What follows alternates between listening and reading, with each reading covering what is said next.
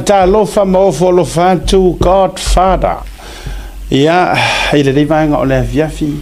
Ma lo le pale ma lo se fo manu ya pe ka u e ise mena tupu ne ya so wa e tau toi me ngai se kongi. Ya, lo sunga ka kolame ma se se ma go mai Samoa ku pa lupe. Ka lo pa ya. Lo sunga no, ni pa isi le moto we ngai so. Yo ka pe ka ika fo ku umi ngayoi ku umi ngayoi nai balau vali le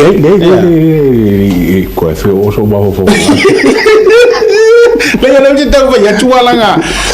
o le ti tau va to vele pina tau lo va vale lo ma fo ai le sau lo fonga esa oh okay ele la nai le la no so so la pese mo ele tau fa la laudi ma fo I fa fo de ngo ko fa ngai finge ma ngai ka ma lo sa ka fa fo ya o ke ba ku so lo mu ala ko ngal plau ba ya wa awange e fa ya me a mau ya kere fo mai rupe maxila ya we fa mai fo ngal fa pe yo le kongi la karo kama a o pisi fo ira wala pese ngai luma ai nga le sau mai vai ke mo ma sangi so que pasero kabala fa me limo me manko le wa a to ke mo oi sabe so beo vai le vai por tau sangana o ke ia ka usi lo ka vale ya ma to was common la han wala wa ku sole ore sawa to no no sfu ai pe o ke le lima sfu la bi fa se ki se ki ma vo ma lo le lo o le ka marka vale le ku ya o le fie pasi ruma tole ale au ke le hang o le au ia bala o le nga pasi ya o ka fa ko losi ya ekipi ya o ka ke lo la leika o le oso ai ruma ko ki a piere afa o ruma tongi me male lima fa pengi pa ko fa mai oi ia le lima I ka foi ai al meu wakai ai paka ke kele mai piko ko ka vale God is love my God is love ole tu ole alofa ole banga fa ro pe ora wala na sa ya va ko winga me ngori di morga o fa pia e vai le mere le tu po le nga le ka woni ngai oi vai a fai o tusini au mau foi le lau ta vale ia e te tau foi lana ia o ngatasi lau amio wana ngai ke wa mauro wika kuiro lima ala ku si mai ele salamu rusu marko ko ya fe wika o ke ngale ke ka mau ku ka ka piko a o ke kwai mai pola ko nga kwai mai ke sa wala ke mauro se o fi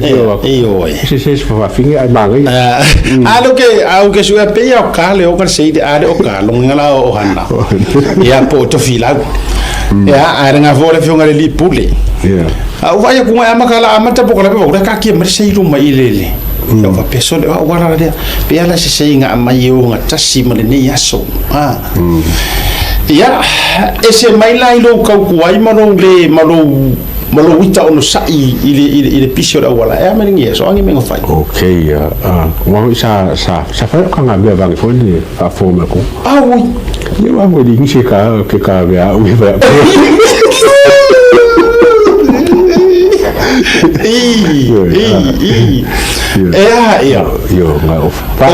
ole winga o so noanga o se fai lo ilo e ta wa tu ai o mo miese si so ni kanga ro kanga yes me fa pena ya mo wa ri fa fo ya bele le ba bele la mo manga o se ta me tu maule te tau su e po o se tanga na tu e temi te mo mi ai e te penta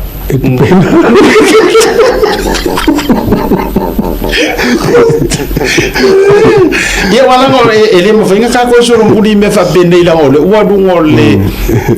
rate pay nightly o you for nightly o breakfast amber lunch ne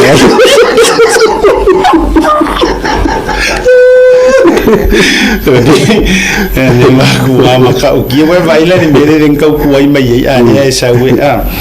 ya ava no ta faitanga mea o lo fasala lo wina ni time au le se ava no faitanga mea mo le sunga ya Godfather sa le vao oi bo ya kai le koka bele la bomba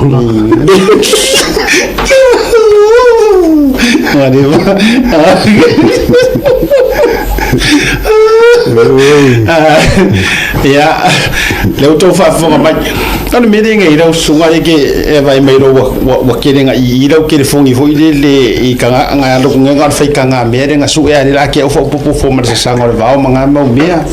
o fia i e sau rola i marolo mai ko sau i o loka sau ke marolo mai rest home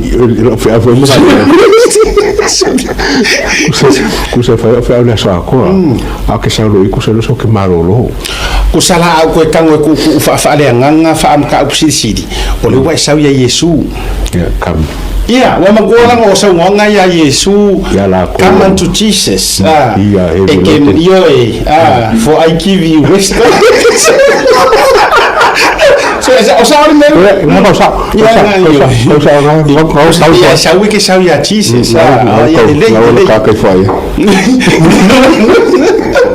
oye mafatia ya venga oh my good boy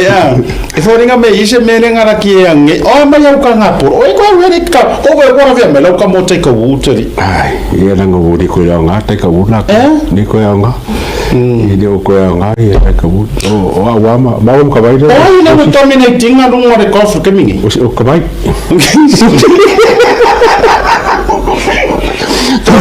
awa sila la o ele la ku anai re wa ku ai mo ka ki fa sa wa nga ala nga la o ka vai la top le pro pro anai le top amateurs awa makua usau mama wa monga ofu kofu me ke mala mama to yalu le pelinda su e ofu kofu o anai yana fo le wingo be nga sa mo ofu nga fa ka ka kedi kofu so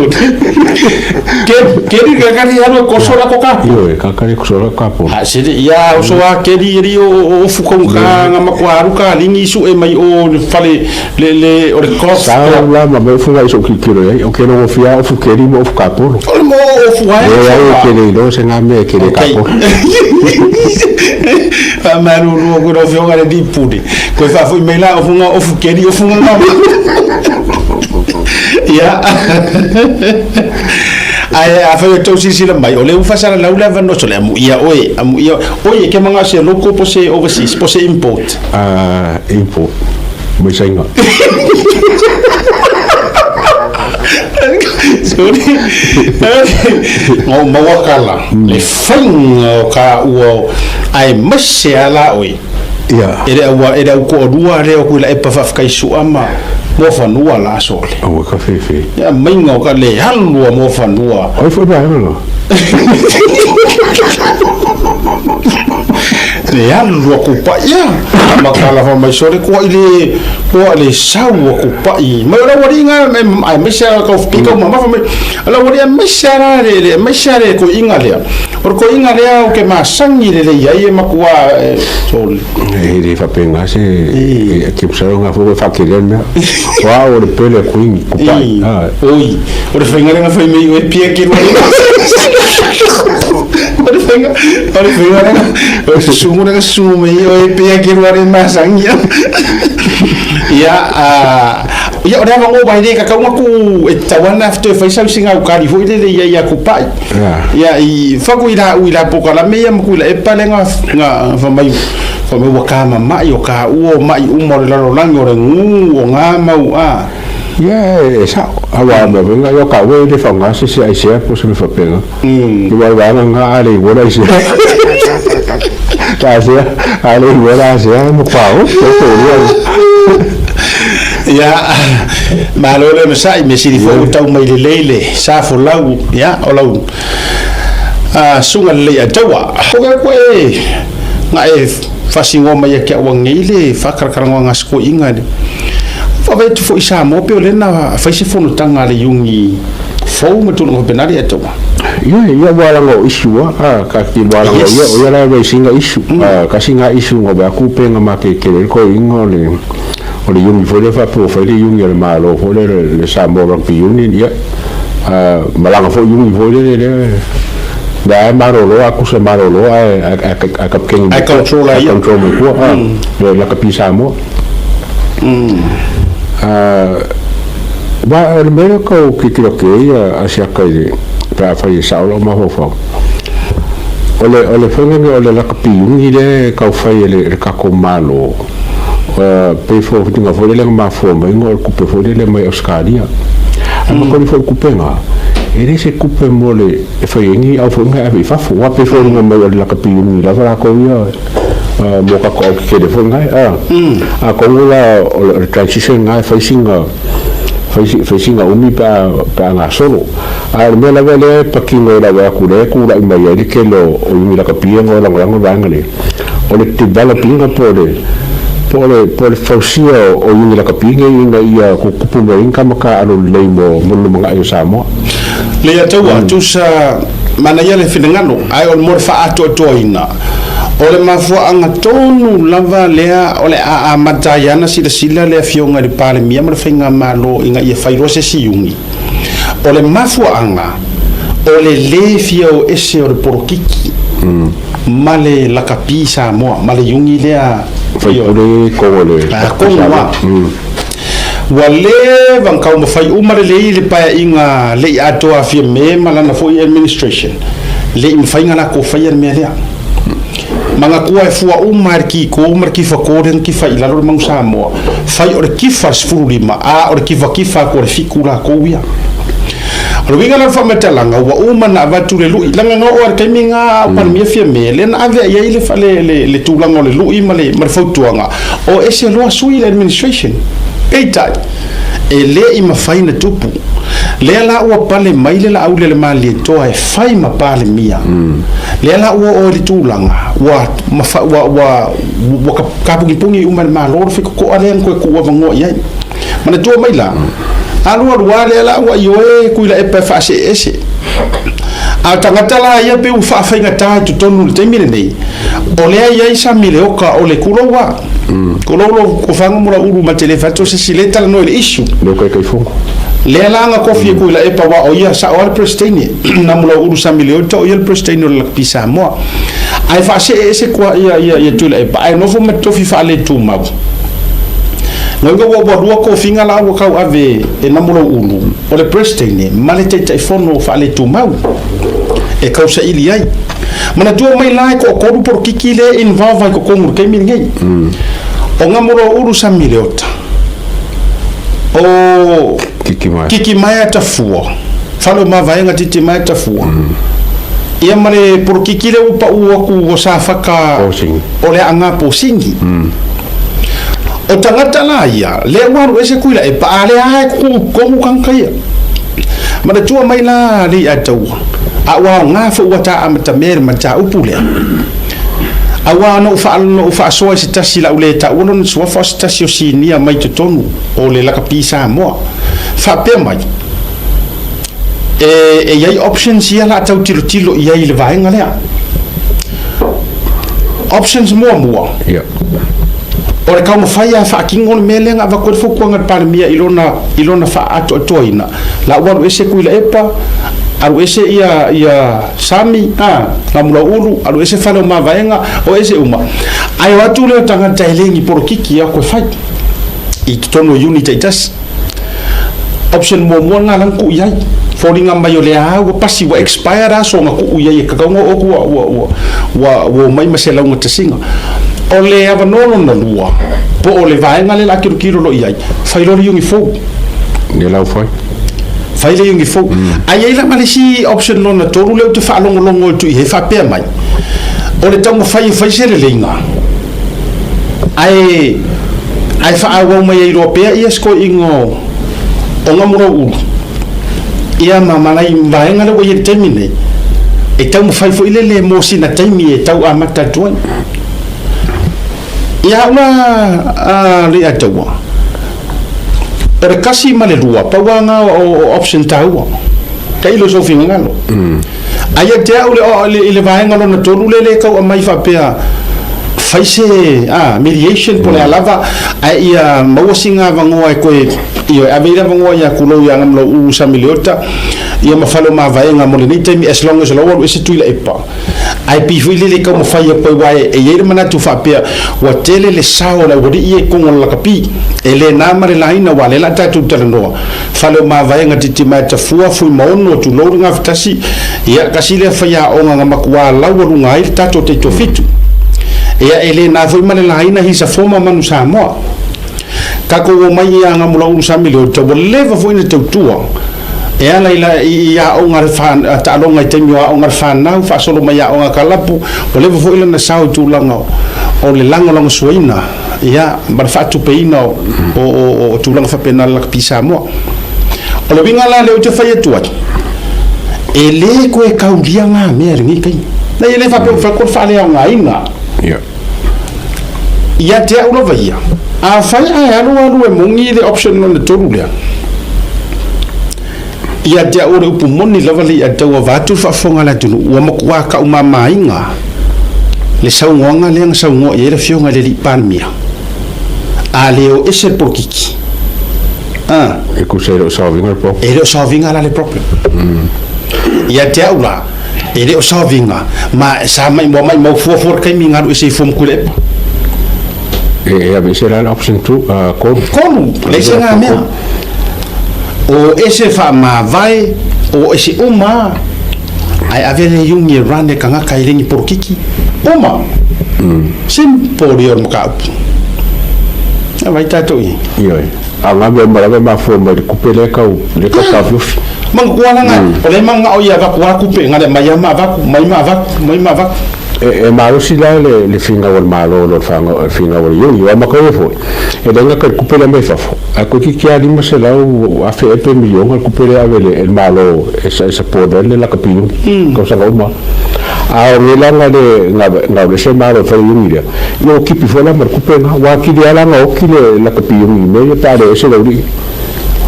na tonu lava ia te waia ina ia fa taunu uina uma ai me se foi uma nga sa ngo o malele le palmia tulowa ia ke ofila ia o ri e kongori yungi o ke le mala malama po le ale me ko ke ka ngo fi fu fa fa nga ka le me o fa ngo fi ia o le option ta o la va ia te o le mo te mi le nei fa le yungi fo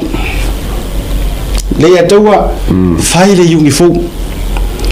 wa uma foi nei mo fa matalanga surface solo fuam fai mai wa kusi mai le yungi wa telena mo fa matalanga yu malu nei pa mai o lo wa fa lo mai e pa wale yungi lango mai le IRP ale dalo lang nga le yungi le sa ka ko ruya nga yungi le sa fa i porkiki e fiu kuri ese ma fiu e o fo ita fo no na inisio o yungi la kapi o le paso uma i le o dia ya ele o uselo ya manga me aya tiau a fai e ngapa i ma papa i ma fo ngo ka ku nga kai mar mar me kula fo ngimia lo no wingo sia ka ko wa mi o pure me ngai fafu aya tiau se ife means fo ya o ya aver kula fo o kula fo su e mai o kula fo al fisiri ku kasi ya kia e mangu ma lo se private e o mai se private lo ki kau avele me ka or kanga vai o se e mongi e sa o le ku ai nga mau i maka o le lo langi ako e ma fai nga o se private fo ile le fi nga o ku la fo ngo ai lo ki kau avele le kanga vai ma le fu o Samoa ai ngo fo ngu se ma ro Samoa ala va ku penga ar kariaya kiringi ese le yato kiringi ese ya o kele lo le unga le wo wale sa filo ina vai tu o le sa filo inga le lua so te ruai ya ele mai lua lava se taimi ona ai pe ana tau mo mai nei fa la sala tua pat e yet to be confirm o le pe wata tangia walango yo o fo itama tua yo man Samoa ta te fa no longo tunga o le e fu ave mare la to lango sua ile fa tu ino se uniform ya bo mai nga